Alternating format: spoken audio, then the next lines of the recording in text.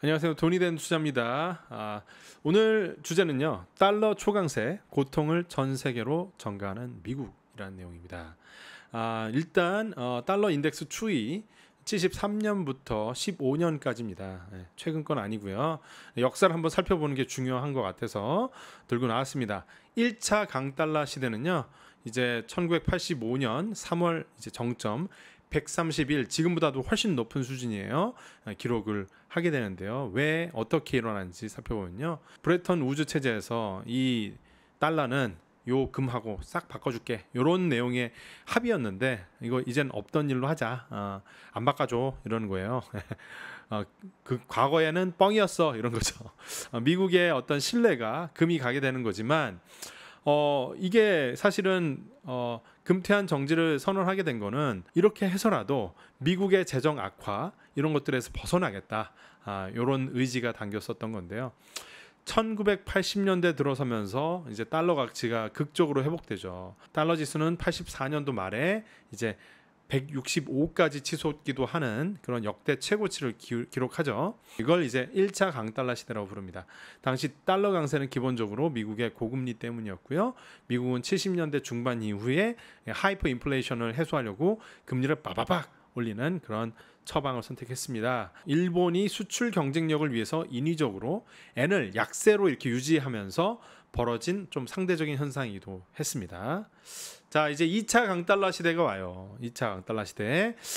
미국은 결국 1985년 플라자 합의를 통해서 일본의 엔 절상과 달러 절하를 이제 강제했죠. 야, 이젠 안 돼. 이제 안 되겠거든. 일본 제품 더 이상 너무 싸게 파지 마.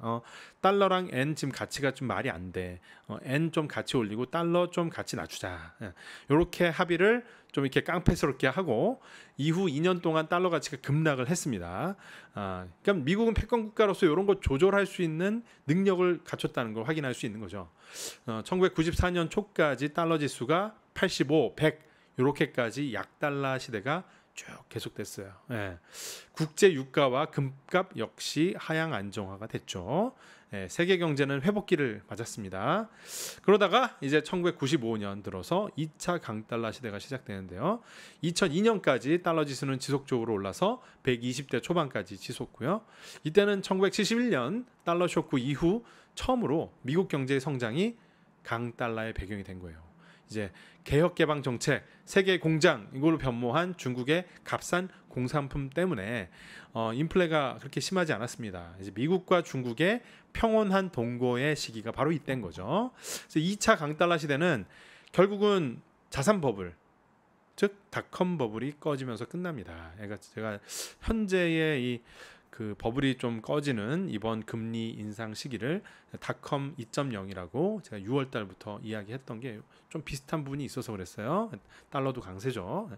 대신에 2002년을 지나면서, 그러니까 닷컴 버블 깨지고 한 2년 정도 지나니 이제 자산 버블 다 이제 끝나고 달러 떨어지고 석유, 금 모든 원자재 가격이 이제 급상승하기 시작합니다. 들이 결국 2008년 리만 사태, 금융위기 직전까지도 이어집니다. 그래서 달러 지수가 70대 초반까지 떨어지면서 최저점을 기록하고요.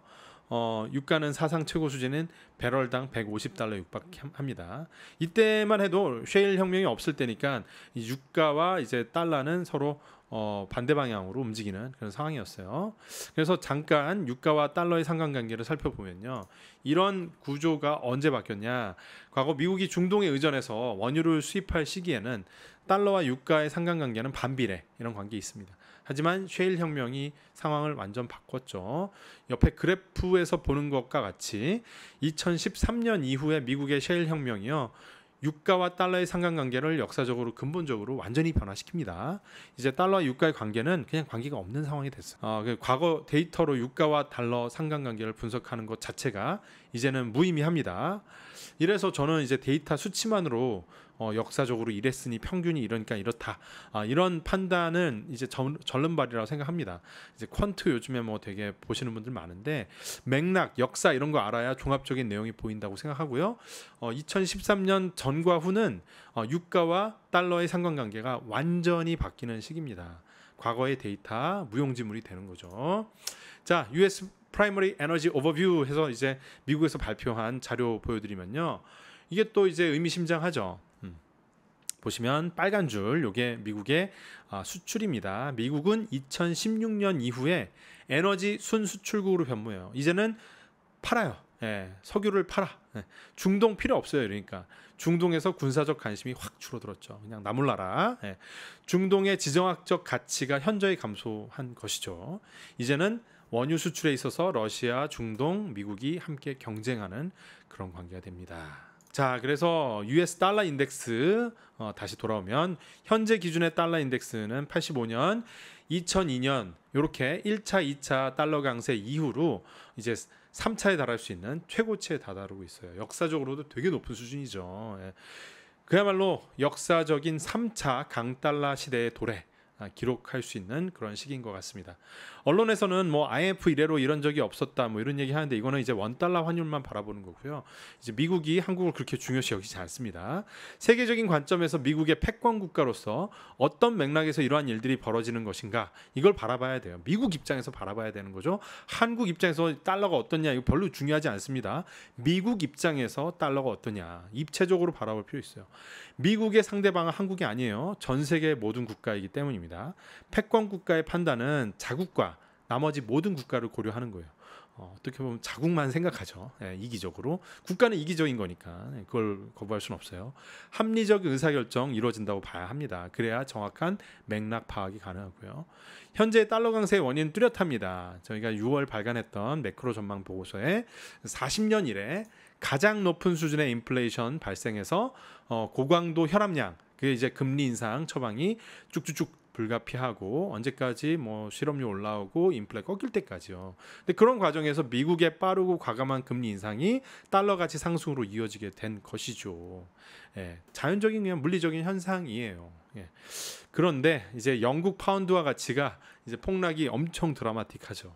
이제 이 이유는 이제 사실 이번에 세 번째로 보수당 출신의 여성 총리가 된 리즈 트러스 이분이 이제 경선 기간 내내 이제 감세 정책을 발표했었죠. 그래서 뭐 450억 달러 규모의 감세 패키지 뭐 이러면서 이제 좀 파퓰리즘이죠. 예, 그래서 GDP에 뭐 1.2% 수준의 감세한다 이러면서 감세라는 거는 엄청나게 이게 돈을 푸는 효과가 나타나잖아요. 여기에다가 또 에너지 보조금이 또 있습니다.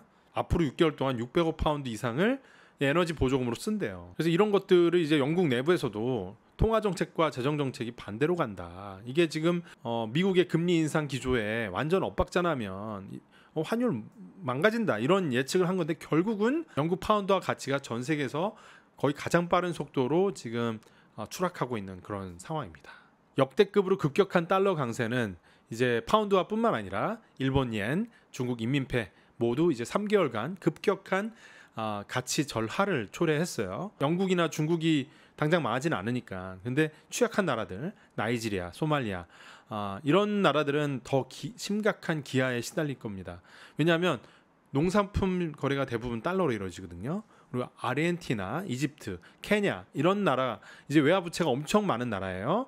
국가 부도 위험이 높아지고 있어서 이제 IMF에서 지원금이 나가야 될 것 같다 이런 이야기가 나오고 있습니다. 지난달 말까지 이제 IMF가 세계 각국에 제공한 차관이 총 44개 프로그램 1,400억 달러 이제 기존 역대 최대치였던 작년 연간 규모를 넘어간 거예요. 예.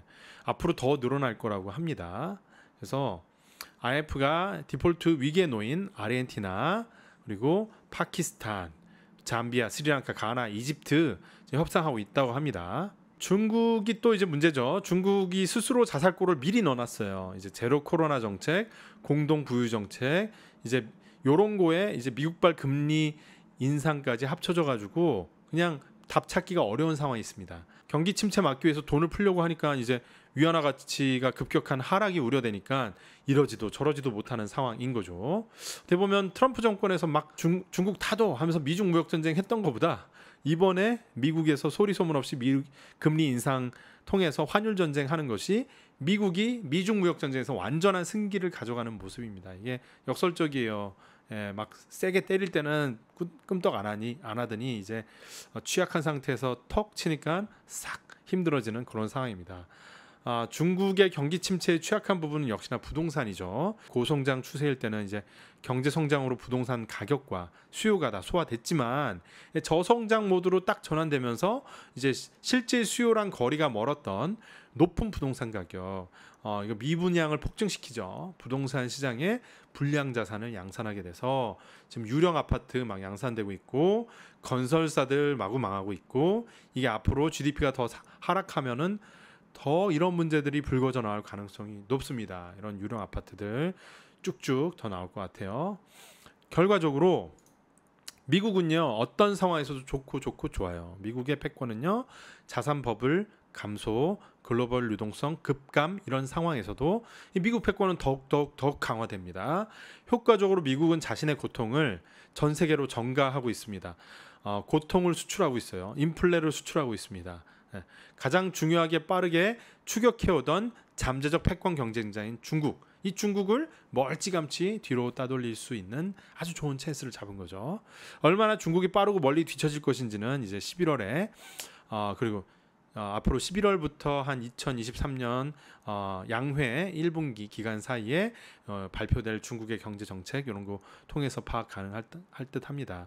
돈을 풀고 금리를 낮춰야 이게 경기 침체 벗어날 텐데, 그러면 또 이제 환율이 망가진다 이거죠. 따라서 이제 시간은 언제나 미국의 편입니다. 미국은 금리 인상의 나쁜 효과를 전 세계로 효과적으로 전가시키고 있고요. 그로 인해 효과적으로 인플레이션을 잠재울 수 있을 것 같아요.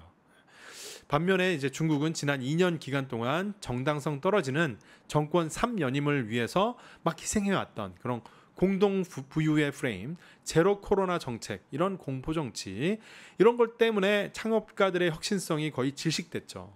글로벌 자본시장과도 더 멀어져 버렸습니다.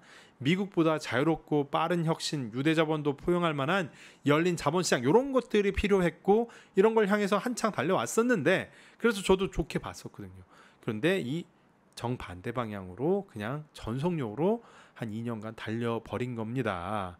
그런 상황에서 미국의 인플레가 왔고, 인플레를 막기 위해서 금리 인상을 하니 중국은 더 미국의 인플레가 수출당하면서 중국은 더 운신의 폭이 없어지고 이러지도 저러지도 못한 상태에서 부동산 위기가 오고 부채 위기가 오고 있는 그런 상황인 거죠.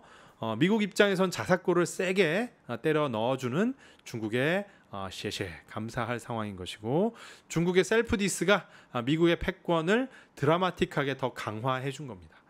이런 상황이 숫자로 반영된 것이 바로 달러 인덱스, 역사적 높은 수준으로 상승하게 된 것이고요. 숫자는 절대 거짓말하지 않습니다.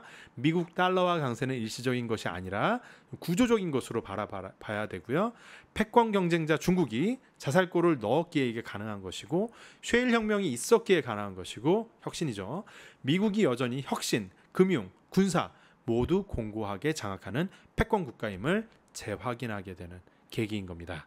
작년과 올해 사이에 미국과 중국의 엇갈린 행보, 이런 걸 통해서 글로벌 패권 국가로서 중국의 추격이요, 적어도 10년은 이연되었다. 10년은 뒤쳐졌다. 앞으로 10년은 더 가야 이제 중국이 미국을 이제 다시 추격을 할까 말까 하는 상황이 될 것 같습니다. 역시 적은 내부에 있나 봐요. 중국은 중국 스스로 어렵게 스스로 만들었다. 이렇게 보시면 될 것 같고, 미국의 패권은 계속 강화되고 있다. 글로벌 유동성 감소의 급감의 그런 상황에서도 미국은 좋고 또 좋다. 이렇게 정리하면 될 것 같습니다. 이상으로 마치겠습니다. 감사합니다.